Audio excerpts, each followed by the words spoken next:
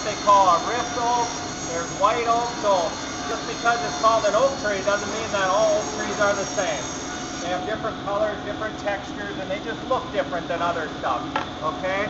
There's also, you know, the maples and birches, which are a lot whiter, and they're a lot heavier too than your oak. So when you feel those and you go, boy, that's really heavy, that's because it's really a dense wood. There's not a lot of soft grain in that. Then there's some other stuff that you might see on houses and stuff, which is like cedar, and you'll smell it. You'll smell the cedar boards, and it smells like furniture or your grandma's closet or something like that too. And then you guys, you've seen the pine that you guys cut out and stuff too, right? There's some other stuff that we're starting to use too. We got a lot of cherry wood too. Cherry wood, a lot of what they call alder. Alder is like a pine, only thing is it's not white like a pine. It's in like the Doug fir family. Fir is in a pine, so a lot of different. Now feel how heavy that is. And every wood has a different smell to it. And then you get a lot of just odd stuff like this one here is, you heard of an elm tree? This is red elm. Red elm. You don't get as much of that anymore because of the Dutch elm disease. That killed a lot of trees, but it's a very beautiful piece of wood when you cut into that. And then you can get into some of the chestnut. So when you talk about a chestnut, that's really when you get into a lot of antiques and things like that. Everyone is different. And then you can get into some exotic woods. So you heard of mahogany? Have you heard of mahogany? No? Well, this is what they call just a Honduras mahogany. It's very simple, very plain. And then you get a royal mahogany that looks a little more orange instead of the red. And then you get what you got here is either a Honduras or a African ribbon stripe mahogany. And even those, pick this one up now. That is really heavy. That's because it's really dense, really hard piece of wood. And this stuff all comes from the rainforest. So none of this stuff is grown in Minnesota. Most of your oaks and your ashes and all of that stuff is coming from Minnesota.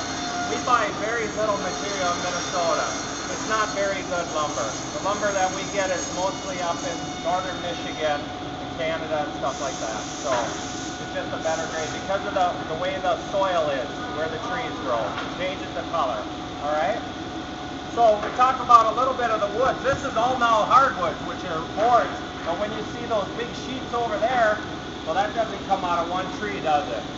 The trees aren't that big. So what they do is they'll take this board right here and they cut it paper thin, just like that. And then they glue that onto a sheet. So that's what they call veneer. So that really came out of this board, and they just keep cutting it very thin. Sometimes they spin the log when they cut it. Sometimes they cut it real thin like this and they lay them out. They call it book matching. So it's laid out like a book. And then they glue it onto that material. And that's how they get those big sheets like that. Because we can't grow trees that big. Alright? So mainly when we come in here, we bring all the material. And like today we brought in all of that material and all that material over there. They're getting ready to cut it for a big job that's coming. So Ryan here, he's got on our main table saw, one of the most important saws in the shop, a table saw. You can do just about anything with it. You can cut, you can rip.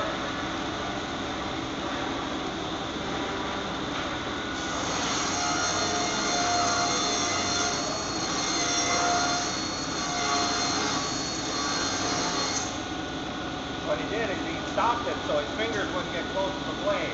And he turned it around and he's going to just push it the rest of the way. See? That way he keeps his hands away from the blade. You know what will happen if that happens. Yeah. God. And on that table saw you can put in different cutters like this and you can make moldings out of it and stuff like that too. That little machine that's sitting on the side of the table saw, that's what they call a power feed. We can swing that around. Ryan will show. That swings around on the side. And then he can plug that in and set it up, and all he's got to do is just stick the board in there and that thing will take the board and push it right through for him. So he doesn't have to do that. walk around to the other table.